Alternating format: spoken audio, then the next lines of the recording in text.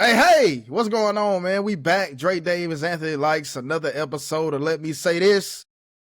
And before we get into what we get into, before we discuss the elephant in the room, shout out to Finn, by the way, wherever you are, man. Hope you holding it down. We holding it down for you.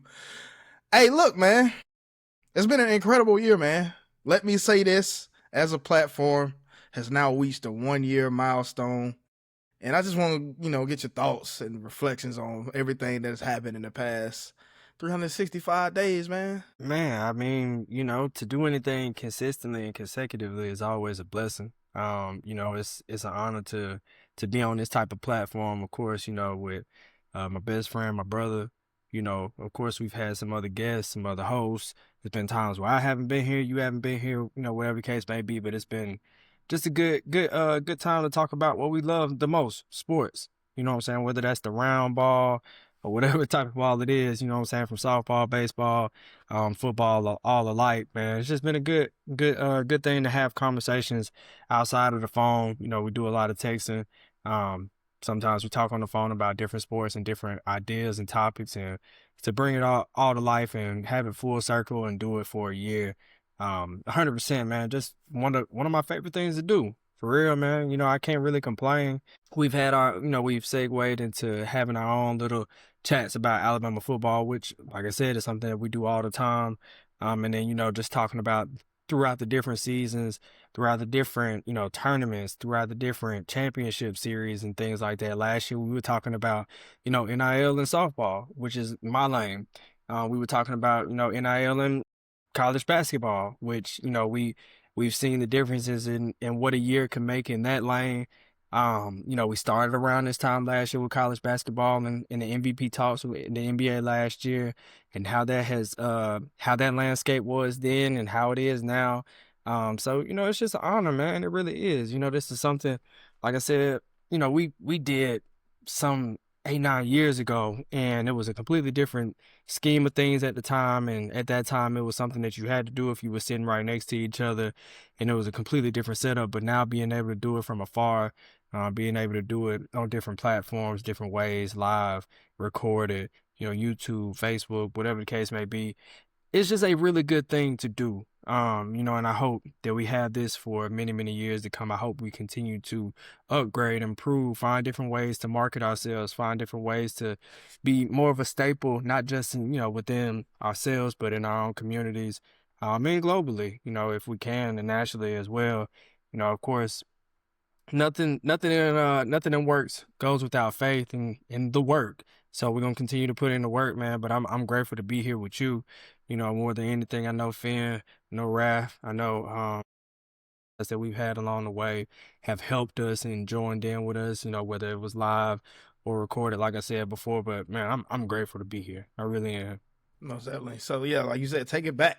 Excuse me, 2018 when we tried. It's amazing. And at the time, looking back at it, and I think at one point in time, I still had like the recording, and then just listen to it. It's like, yeah, just listening to it. It's like, yeah, man, it came a long way. It's just like even take it back to the music days when I first started making music. Man, terrible. But then you just keep putting the reps in. You didn't have to agree with that, by the way. But you just keep putting the reps in. You know what I'm saying? I know you keep putting the reps down. You keep putting the reps in consistently. You keep getting better. Even with this, like just this helps me because I'm trying to actually break into sports media as an individual as well. So this helps me kind of with the on camera presence. Even though this is more of a laxed environment compared to being at a major network. So, but still want to kind of be able to balance those two things. So yeah, man, just thinking about it. And then I know that one time we did the whole trust the process situation. It's something that we just never gave up on. And then when the opportunity presented itself, we finally just picked up the ball and ran with it. And then, like you said, we kind of branched off and we got the elephant in the room. Obviously, I know Raphael had this thing with the first responders and military veterans, you know what I'm saying?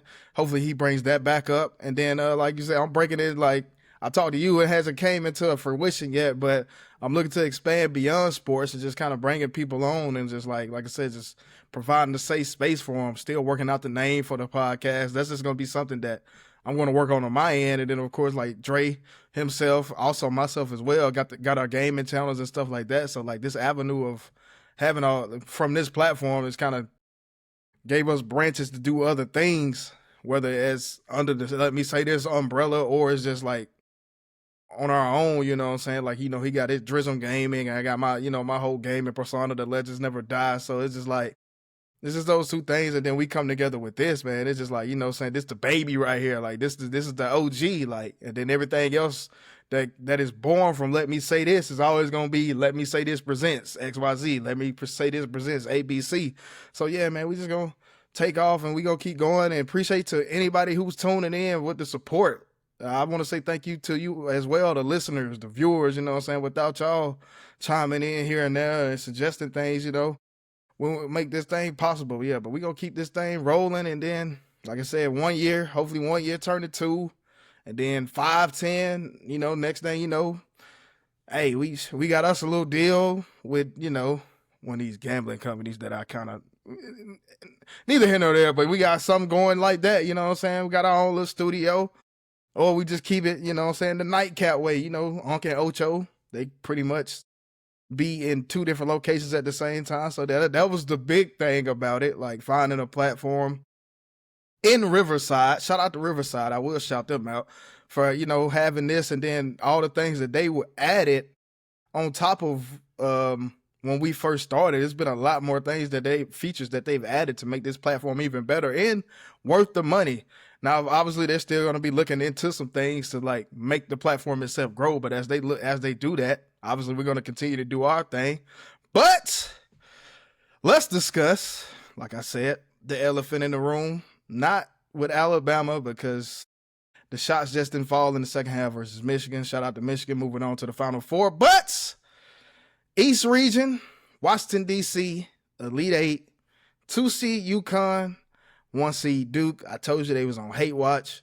Cameron Boozer, Caden Boozer, it don't matter. UConn by 1. Take me to what you was feeling in that game. So I kind of picked up into that game kind of late. This weekend was kind of action packed for me, so I didn't really get a chance to look into all of the games the way that I really wanted to. I did, of course, watch for the most part until my attention was drifted elsewhere with Alabama and Michigan. I kind of picked up into the UConn and Duke game, I think around the 5-minute mark on Sunday. And I think at that point in time, I think UConn may have been down 5 or 6 points, and I was listening and watching with some friends, and I remember telling somebody that this game isn't over. That like just because it's a 5 or 6 point lead, like this game is far from over. And UConn, who just stayed in the game, had a bounce here, a bounce there, but ultimately, coming down to the most important point is they stayed in the game. They took coaching. They were persistent. And when you come down to really the most important part of what we are trying to talk about right here, it's just a critical error that you see with college kids, where you see them kind of pushing the ball, mental clock starts speeding up on them, and then you see a critical error by the younger Boozer brother, and there it is. A guy that was one for 5 up to that point in the game. Took a shot from probably about 30 feet deep. You got a guy that, ironically, his Instagram handle is "you got to have a hand up," and he didn't have his hand up, and that's kind of neither here nor there, because some people will look at it and say, from that deep, a guy that hadn't shot very well all day, nobody would put their hand up. But going back to a quote, very well made famous a couple years ago, is that's a bad shot. And at some points that is a bad shot. But more than anything, in a critical moment at that time and place, you got to have a hand up. You got to have some good defense. Without that, UConn was able to make a really incredible shot. And that's what March Madness is all about. Like I said in the last episode, unfortunately, I don't really think it's an unfortunate thing, but unfortunately, you don't have the upsets that you used to have in years prior, where you see some of those Cinderella teams kind of take over, and you see them kind of make great shots like that. And you see them knock out teams that we see as the 1, 2, 3 seeds. In this situation, you don't see that. You see a 2 seed taking down a 1 seed with an incredible shot. That's great. That's just great basketball. Like I said, the closer we get to the Elite Eight, the Final Four, and of course, going into the championship game. As you look at it now, you got 2 1 seeds that's facing off against each other and a 2 and a 3 seed. So ultimately, nobody less than a 4 seed is going to win this year. But as far as that particular game, yeah, just critical things that happen, of course, in the course of a game, in a critical area. A lot of other teams played very well over this past weekend. Arizona, who I still think is the Best team. the best team left and available. They will be getting ready to take on Michigan, who I think is, of And course, they're they were able to. underdogs in that I game, think. which is ironic. Yeah, I Okay. saw that. I was like, I didn't know that part, but I know that they get ready to take on Michigan, who Michigan flew through 2 games this past weekend as well, and they did take down another SEC opponent and rival of ours in Tennessee, and they hate boy, watch. I know we got kind of pushed around by Michigan, but Tennessee definitely got pushed around there in the Elite Eight game, but yeah. Other than that, Illinois they took on Iowa. They play Iowa, Saturday. I Big did Ten all around, see man. a little bit Big of that Ten game. all around in the Sweet 16, Elite Eight, for real. Yeah, I did see that game a little bit, but I couldn't hear the sound, so I wasn't really locked in on it. But yeah, we're down to the Final Four now. I know it's getting to that critical point. I could see UConn and possibly Arizona going to the national championship and playing for it all. I do still see Arizona as the best team available and the best team still left in the tournament.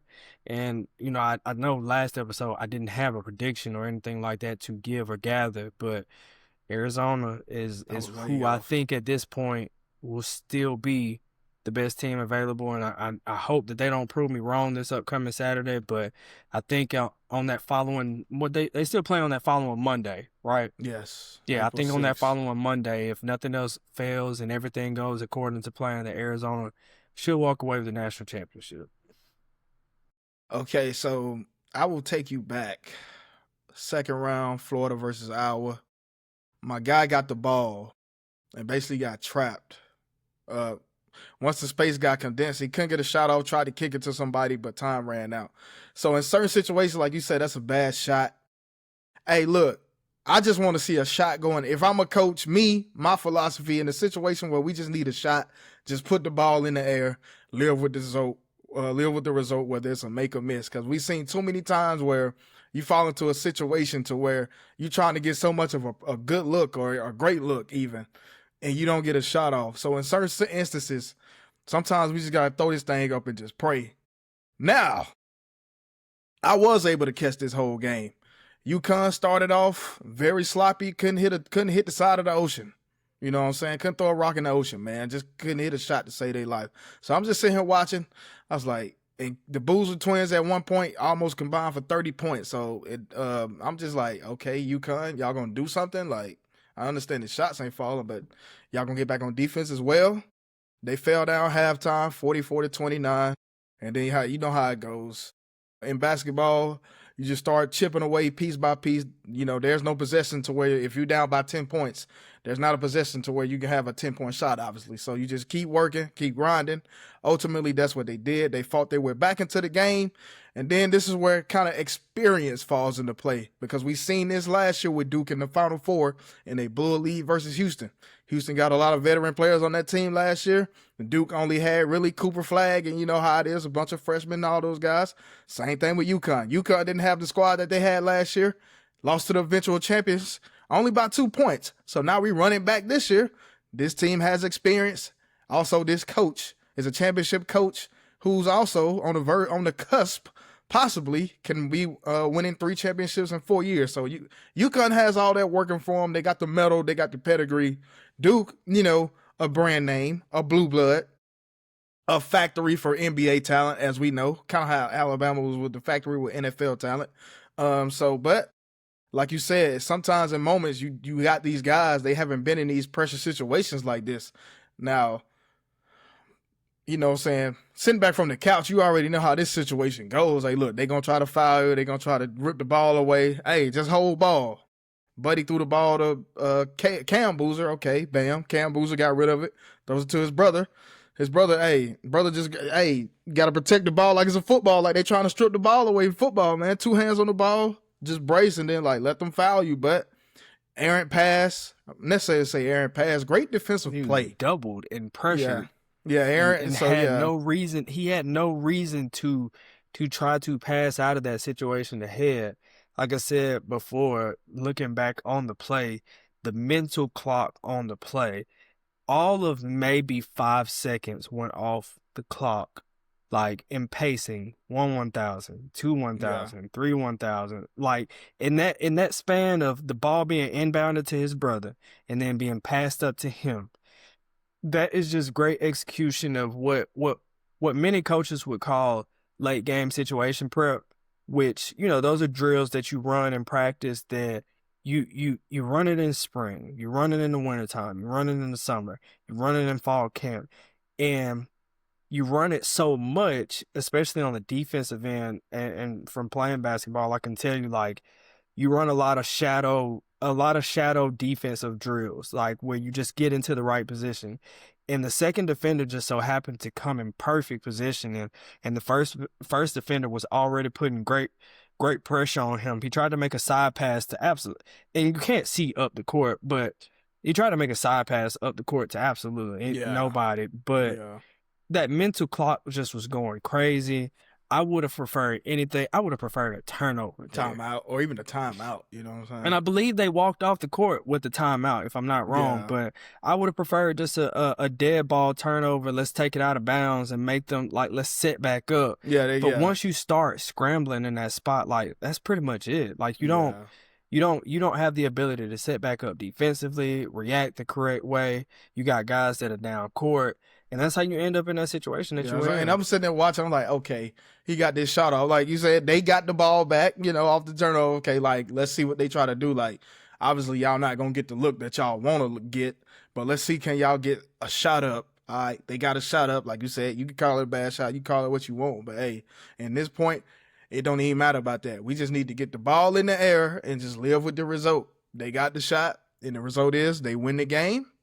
They advance to the Final Four, but Duke. Duke just, I'm looking at it now. Duke did walk off that court with a timeout. And then going into that, teams up by 15 points up by 15 points going into the second half, 134-0. Now Duke is that lone loser. Plays like this will go down in history in March Madness. It's a bunch of plays, infamous plays as well. You got the Christian Laettner shot versus Kentucky, 92. You got the Chris Webber timeout when they didn't have a timeout, and now you got this debacle that happened with which we've seen in some basketball games, but in the magnitude of the Elite Eight. And some will say the Elite Eight games are more pressure than a Final Four game because this is like like you on the cusp, you close. You just got to finish the deal. And Duke, we can sit here and talk about that play, talk about this play, but the fact of the matter is, they still squandered a 19-point lead at one time. So Either way let's it not goes. forget that. You know what I'm saying? So there's one of those situations that they squandered. Now most people call it a Duke collapse or a UConn fight back. I'll take the latter. UConn did what they were supposed to do. Duke didn't handle their business. And now here we are, UConn versus Illinois. Arizona versus Michigan, Final Four this weekend going to be jam-packed. And now I want to kind of dive into something that's very new on your side, since you've been on the diamond.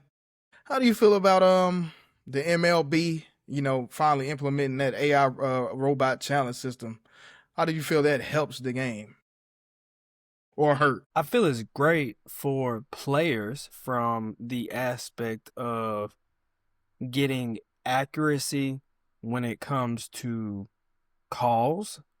As somebody that umpires even, youth softball, you have no idea the you have no idea what goes into being 100% accurate 100% of the time. And there's no human being on earth that is perfect. And the scrutiny that many of the guys are facing now for their inaccuracy over 99 and 100 mile per hour pitches is absolutely asinine. We're talking about I'm pro player when it comes to the challenge system because I think that, like I said, accuracy is a big thing, and I think they should have the ability. I think when it comes to pitches, it's a lot different. It is a lot different from what anybody could ever have seen. We're only not even a week into games yet, and I've just been seeing these videos of different challenges, and the majority of them are successful because these guys do know the zone, but they're players. They're supposed to know the zone. These umpires, they know the zone just as well, but they all have their own individual zones. We're talking about guys that are getting challenged on 2 and 3 inches off of the strike zone. Mm-hmm. And I think it's got to come a point at some point this year. Um, I would love to see the commissioner of baseball, Manfred. I would love to see him try to come out at some rate and support the umpires at some rate, especially those guys that are behind the plate, and come up with a different way or system for them to be as accurate as they could possibly be compared to the box that's on the screen, compared to what the Yeah. strike zone is per player, and them seeing hundreds of pitches from a variety of pitches throughout the game at different speeds, at different arm angles, things like that. I'm not against it at all because I believe it should be a thing. But if we're going to put a challenge system into balls and strikes, then either we need to let the robots do it, or we need to have some type of system built in for the umpires that when that pitch comes across, something should be buzzing to them to tell them that it should be a ball or a strike at this point. Because Yeah. the human element of any officiating in any sport has always been probably the most important thing that we've seen at any rate. And as we continue to go, replay systems through all sports, we first only saw it in football, and then we saw it transferred over into basketball, and then we saw it transferred over into baseball. And so, just in our lifespan, we both 95 kids, we've seen the beginning of the challenge system as it's transferred into other sports, and how it's majorly transformed games, from especially in the basketball side. Demon what's a foul, demon what's a common foul, demon what's a flagrant foul. With baseball and the softball, what's an out and a save, what rules should be implied on certain plays. But now, migrating all the way into the simplicity of the game with balls and strikes, which I believe is pretty much in line with basketball calling fouls. I think that's again the simplicity. And I think out of all the sports, calling balls and strikes is the most difficult, while it is the Yeah. most scrutinized. And I think calling fouls in basketball is one of the second most scrutinized, but easily reviewable. And then with football, um, incomplete completion. There's so many things with football that Yeah. could be scrutinized, but I don't think there's anything as heavy to me as calling balls and strikes, as somebody that Yeah. calls balls and strikes. There's nothing that you could emulate that can make that any easier. So Yeah. I'm pushing for either the removal of the home plate umpire, or the ability for the umpire that is behind the plate to stand in an offset position or something like that, and only make rulings over occurrences at the plate. Because at this point, and as you'll continue to see over the next 150 or so games, it's not going to be a point for a home plate umpire in a It's little bit, not. Yeah. and it's only going to make it worse because the naked eye fan thinks it's easy. And I'm telling Yeah. you, I would never want to get back there and see 100-mile-per-hour pitch and then have to accurately call where it is. So, um, I mean, it's one of those things, like I don't want to go too far It's on a a monologue, prototype or right now. You know how it is. yeah, I It's don't just want the to go too first. far on a monologue about it, man. But I mean, like I said, I'm very pro for it. I think that eventually they will remove the challenge system and go more for a accuracy system, and just allow the robo umps to call the balls and strikes, and then let the human guy, make those calls.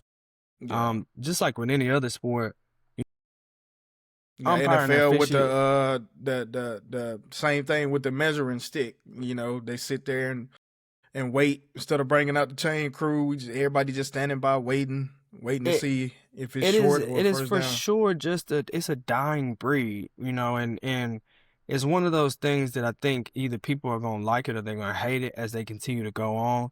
Eventually, it's going to come to a point with not just one sport, but multiple sports where you probably won't even see anybody out there on the floor or anything like that with them. You just have automatic whistles or, whatever the case may be. And it's going to really change the perspective of the game one day. But people are going to say that they love it. And I don't really agree. I think the human element of officiating has always been one of the best parts about it. People get it right or wrong all the time. We don't account for all the mistakes that players make throughout the game, but the officials are the most scrutinized. And so because of it, I think once you, just like with anything else, once you remove the officiating from or officials from individual sports, you'll see something completely different. I know in a world where we had an episode last postseason in the NBA where I shouted out the refs because there was only like one or two scenarios where the refs actually, kind of got in the way of a game. Other than that, up until like the first two rounds, or even maybe throughout the course of the whole playoffs, now I think about, referees really didn't cause nothing. I think with this, honestly, when it comes to the challenge, I think I'll probably implement 2 or 3 challenges. You get one for offense, you get one for the defense, and you get your one for your pitcher. So or you can call it outfield challenge or infield challenge because, hey, he might have been out, but the umpire called him save. We challenged that. The pitcher, that might have been a strike, but you call it a ball. And then, of course, on offense, they got tagged out. He was safe, or it looked like it cleared the foul pole. It was a home run, stuff like that. Or it landed in play and rolled out, and they call it a foul when it's fair. So, like I said, maybe 3 those. You get your 3 challenges. You lose. You don't keep them, obviously, or you just saying how it goes with that. So like I said, this is just a prototype, man. So it's just like one of these things. They're gonna let it play out first, and then they're gonna do their assessment.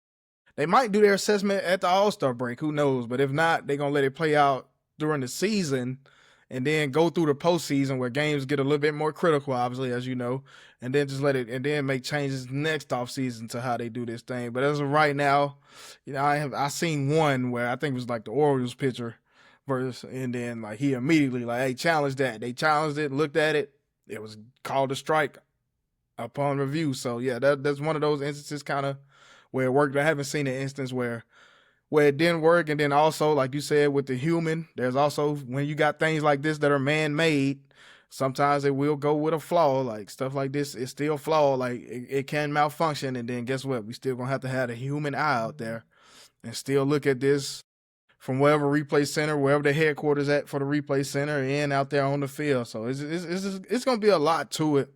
And sticking to officials, NFL once again just keeps doing NFL things. Looks like replacement refs are on their way back. We've seen the debacle that happened in 2012. You would think they would have learned from this. I'm honest to hear what you got, because you also, just like you're on the diamond with the softball and baseball. What do you think about the football and NFL replacement refs? People don't understand. People just don't understand what really goes into this stuff, man. And they think that it's easy, and they think just because the players get paid the big bucks, that the players and the owners and the fans are the only people that deserve anything out of all this. And these officials feel like they deserve just as much as a piece of the pie. And I don't really, honestly disagree with them at all, because this is a global sport that is continuing to grow. And as much as it grows for the players, the fans, the owners, the only people that do not, that you're telling them that their scale should not change is the officials, and that's unfair to them. And so I know that, a couple of years back, that was kind of the same. That was the same issue. They wanted to make sure that they had an agreement in place to make sure that they were protected, not just protected, but waged correctly. Not only do they have to travel just as much as, if not more, as the teams, in a lot of situations, yeah, their hotels and things like that are covered, things of that nature, but they still have to be out in the elements. They still have to be away from their families for hours at a time. They still have to be, in so many different situations that are not as advantageable for for them as it does for the players, as it does for the And owners, then as it does also for the some of these fans. refs actually have like normal corporate jobs. Like this is Absolutely. kind of like, you know what I'm saying? This is one of these things that, you know, for these September to February. So for these little 4 to 5 months, this is just something that they do. And then obviously when we get to the playoff rounds, it's only a Yeah. select few that's going, you know, they're going to rotate in the playoff round. So Yeah. so there's a lot of things to look at for that. And I was actually just reading it as you were saying that the current group of officials are classified as part-time workers. 90% of the NFL referees hold other full-time jobs, meaning that they don't even see them as fit enough to continue to pay them past August to January or February. And like you said, for somebody that may be in their first 3 or 4 years, they don't get paid past August to December at best. You would think, like, in a situation like that, you know how with the WWE, they got the downside pay.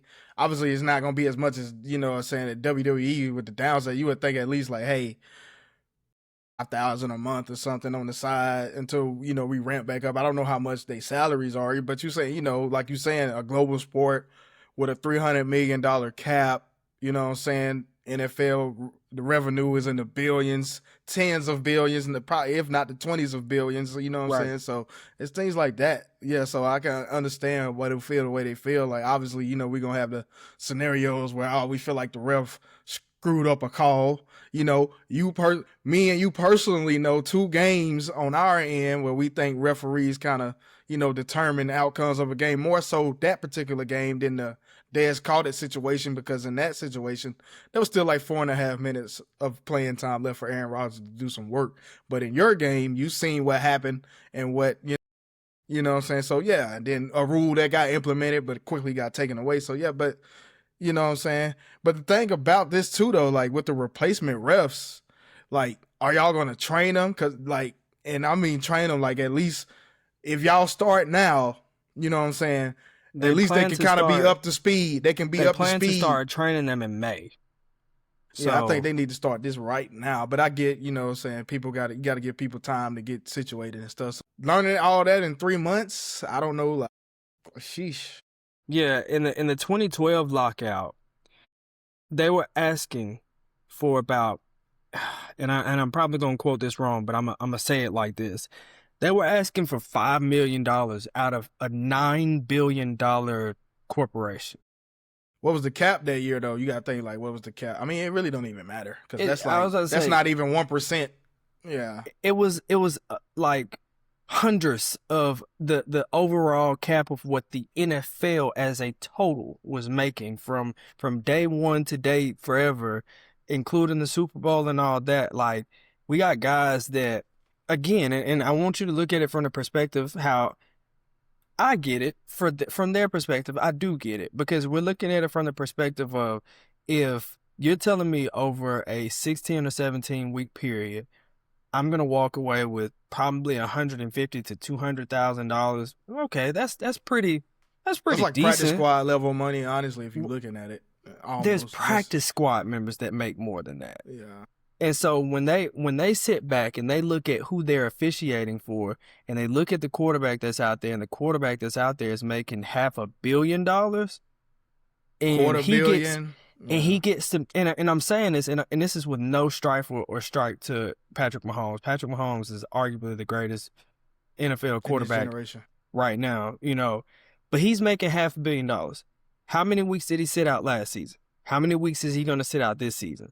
You're telling me that a guy that is going to show up and be healthy for 17 weeks last year and 17 weeks this year can't even make a real fraction of what he's making, and then be protected by a 401k, and then have great insurance amongst other things? So I do get it. You know, I completely get it. And I know that, you know, that every agreement, especially you would think their insurance their premiums would be a little better, because they're not running the risk of injury. Like, man, it might get, you know, a couple times we might see a ref go down in the game, but we see more players obviously get injured. Yeah, we see more players obviously get injured in a game for what they're doing, obviously, with the wear and tear, more than a ref getting hit by a player, you know what I'm saying, coming at them full speed, or, you know what I'm saying? So, yeah, like, you would think. So, yeah, NFL just doing what NFL does, because it's just like, we see, like you said, we talked about the MLB, like with the AI aspect.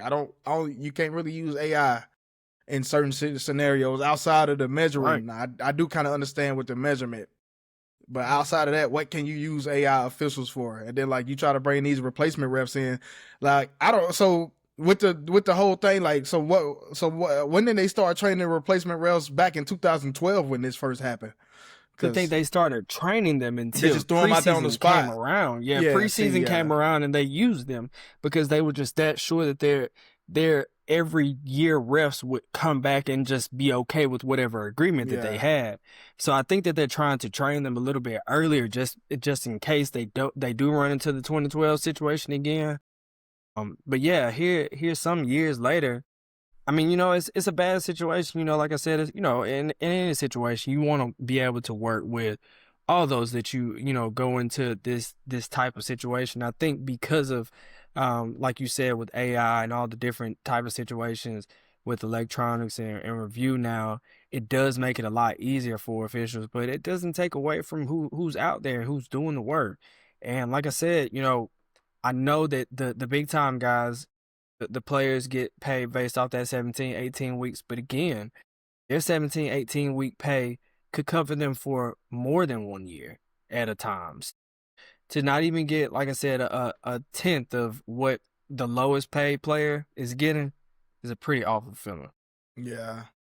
Below vet, yeah, man, it's crazy. And then it's just like now y'all trying to throw these people, and like what's gonna happen is you're gonna run into a situation like that again, where you lose leverage. Like they lost their leverage in that fail Mary game with Seattle and Green Bay and then that's a national scale game. Everybody saw that. This wasn't no Very like serious local game. market game. So like you don't want one of your marquee games and you lose leverage again.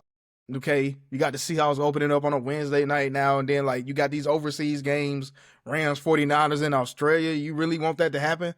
This is your first game in that market, and we come to a situation to where the referees jack the game up more than what these officials that we see on a week to week basis do. You know what I'm saying? Do you really want that to happen again? So yeah, I think this is one of these things that's gonna like they're trying to nip it in the bud now. Obviously we're a month or so away from the draft, but like you're saying, they're training them in May, but what I'm saying, getting people situated. But I think soon as May 1st hits, whenever that may be, they need to hit the ground running quickly.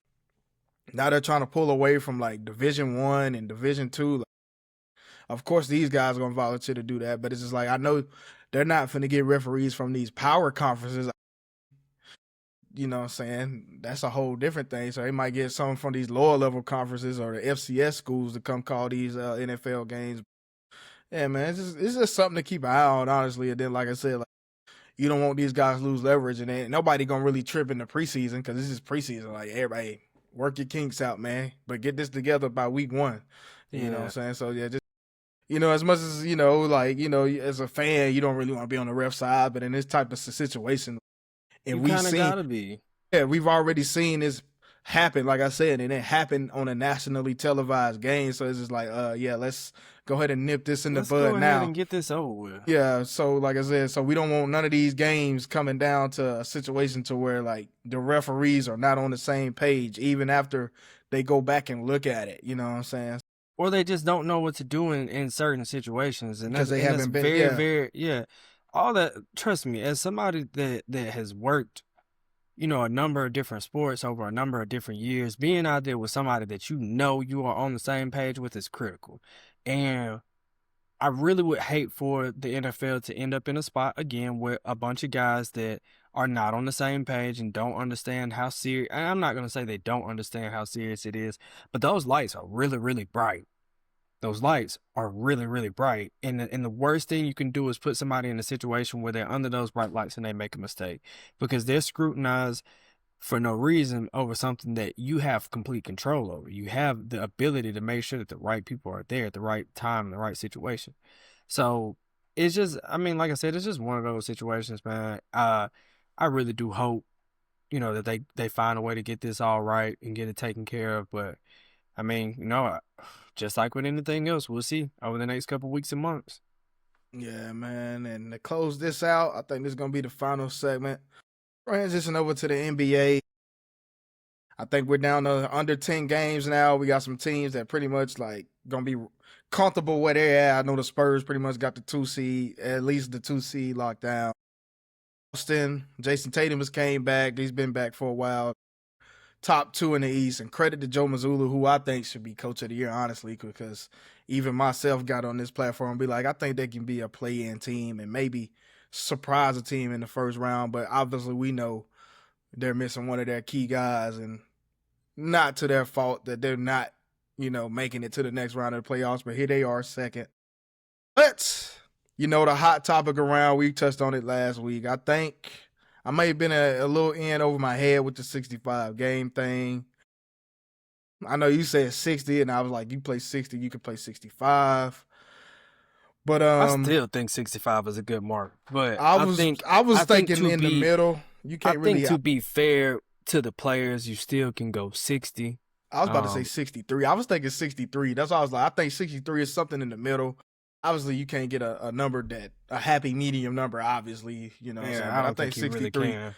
63, I think 63 is pretty good But the spot. thing with that is 63 is like, okay, if you get 63, you can make 65. So it's just like it's one of these tricky situations. But now we're saying like the MVP race might be a little different because I think SGA got to play like 5 or 6 more games. Jokic has to play a good number of games. Cade, he going to be just short of making like all NBA because he probably going to, 61 games. I don't see that as I genuinely don't see that as an issue. I really don't. And I hate to say that, but I don't hate to say that. Shai's 2 games away. Luka's 3 games away. Anthony Edwards, and I don't even think he's, really in the race, but he would have to play. By the way, for the first time in 21 years, be eligible for anything. Anything. But at this point, I don't think LeBron tripping. Obviously, he probably is, but because LeBron, the game with 10 points, that was like 1,000 and some games that ended. So it's just like, okay, saying don't sleep about that.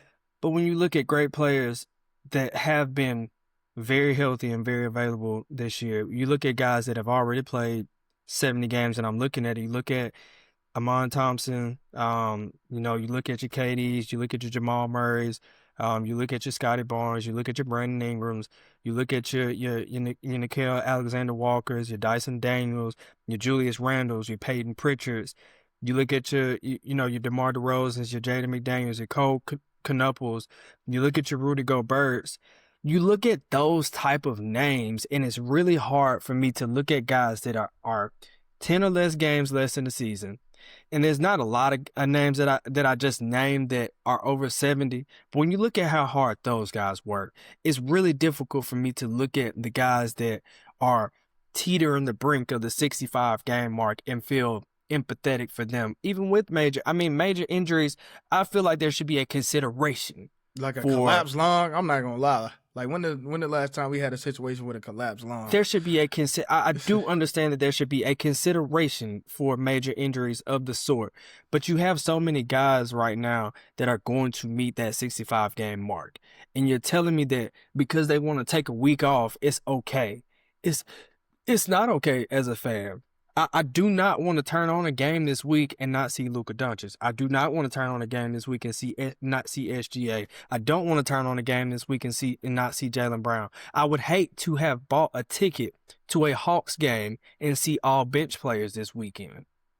So as a fan, even at the end, whether it's the beginning of the season or the end of the season, I don't want to see it. I really do. I will more so say in the beginning of the season when you trying to really get your numbers up, because obviously we already know basketball pretty much going to have a nice good chunk of viewership around this time. Ain't no football going on. But like if you want to have the games, the viewership in games, you more so want to have these guys available in the beginning / middle of the season. Like you don't want to be on one, like I said, the Thursday night game nationally televised. The origin of the load management and all that. Spurs versus Heat. No Danny Green. No Tony Parker. No Tim Duncan. No Manu. You know what I'm saying? And the Spurs got heavily fined for that. It's just like, come on, man, you can't do this. Like, if this one of these regionally televised games, okay, cool, we not finna bat an eye. But like, when it comes to marquee games, but it's still doing a disservice to all those who bought tickets to see that game live in person. I will say that too. So yes, and then like for you to sit all your guys, like Pop, you couldn't play at least one. Now, if you sitting out Tim Duncan, okay, I can understand it. But you couldn't have Tony Parker and Manu suit up. You know what I'm saying? Like, we couldn't get a Yeah. situation like that because, like, even I know you a Heat fan. Even y'all had y'all situations where Bron might not have played, but Wade and Bosh still played. Wade might not have played, but Bron and Bosh still played. Bosh might not have played, but Bron and Wade still played. Y'all had some situations like that. I remember watching, highlights in situations where y'all at least 2 out of 3 of y'all stars actually played in the game, To not just sitting all translate 3. to translate it from sport to sport, Yeah, NFL players are playing what, 17 games? 18 weeks, 17 games. 18 weeks, 17 games. Would you name an MVP based off 14 games? 14. Considering the fact that NFL is a little different because you might get some guys like a Russell Wilson used to start the season off hot. Right. First 5, 6, 7 weeks, MVP. We get to this later half, he done fell off. So NFL is a little tricky. But even with Tom Brady had the 4-game suspension, if Tom Brady at least played 14, this is when the NFL was still 16 games. If Tom Brady still at least played 14 out of those 16 games, Tom Brady very well could have won the MVP that year, even though Matt Ryan was playing his tail off. Tom Brady missed those 4 games and still was looking like an MVP candidate. But obviously he wasn't going to get it because the situation with the Deflategate. So NFL, I will say for me, the NFL is kind of tricky. Now, if you would have said like 14 games, that's still a good percentage of the games. Now, if you say, because you can play all 17 games. 3 out of the 17 games, you might not have had your best game. You know what I'm saying? Like, but the totality of the season, you know what I'm saying? So yeah, it kind of fares a little differently. NFL to NBA MVP. Maybe they should just do like baseball. Split. You got the AL MVP, NL MVP, AL Cy Young, NL Cy Young. But I know they not gonna do that though, because it's like, they play all those games. They got them teams, 162 games. So it's understandable the way they do it. But yeah, it kind of fares different. But the NBA, yeah, man, I don't think, you know what I'm saying? You just gotta pick your spots, man. But it's just like, but it's kind of hard because like not everybody like, teams is, a team comes, like say the Lakers come to play Charlotte, but LeBron, Luka not playing. But Hornets fans, of course, they gonna be happy. They've seen LaMelo Ball, Brandon Miller, Canova. They've seen them play a handful of times. But this is the one time we get to see LeBron, or the one time we get to see Luka. Hey man, Stuff like shit. that. Yeah. Just like I said, I live out here in Dallas. Like Luka with the Mavericks, that Wemby game, Wemby get hurt pregame and not playing. I was excited. I'm like, man, I'm about to go see Wemby play, see what he looked like, in person. Didn't happen. So it's just like that kind of sucked. It wasn't no lower management thing. It's just like, how the hell this guy get hurt before tip off? Yeah, so, and then like I said, the Luka situation, I saw Luka play in a playoff game. I seen Luka play in a good number of regular season games. And then February 1st, 2025 happens, and now Luka is not in the city anymore. So it's just like, it didn't take those moments for granted because all those are fun moments, even though I'm not a Mavericks fan per se, just live out here. But it's certain situations though I do get like, man, you don't want to do a disservice to the fans. Obviously, the fans of the home team, they're not gonna have that effect because they get 41 more games to see said player.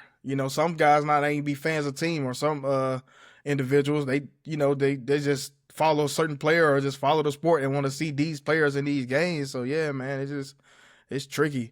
But it's just like when you sign the contract, hey, you signed the contract already, man. Go fulfill your obligation. It's just like with this CBA. Y'all agreed to this CBA. So y'all got to fulfill the obligation. I mean, you can make amendments and ratifications to it all you want, but I don't think Adam Silver say so fit. There needs to be a change. And then on top of that, it's just like he already kind of get scrutinized already because he say like, hey, this is a player-run league compared to when David Stern was running it, rest in peace. Pretty much was running it with an iron fist, you know what I'm saying? Because Big Stern, man, y'all finna get there was no minimum with David Stern, but at the same time, it was a lot of players playing at least 70 games when David Stern was around, or like even the 65 that we asking for now. It was players playing 65 games, and they were playing back-to-backs, 4 games in 5 nights. These guys get a little bit more rest now. So hey man, but it is what it is. But it looks like SGA is probably gonna win back-to-back MVPs because it's like everybody else. But even him is in a tricky situation, so he can't really miss. No, what he can't miss like what, like 2 more He just games or got to play whatever. two. He just got to play 2 more games, which I think is Okay, so you got to play 2 more games, which is easier yeah. than missing anything.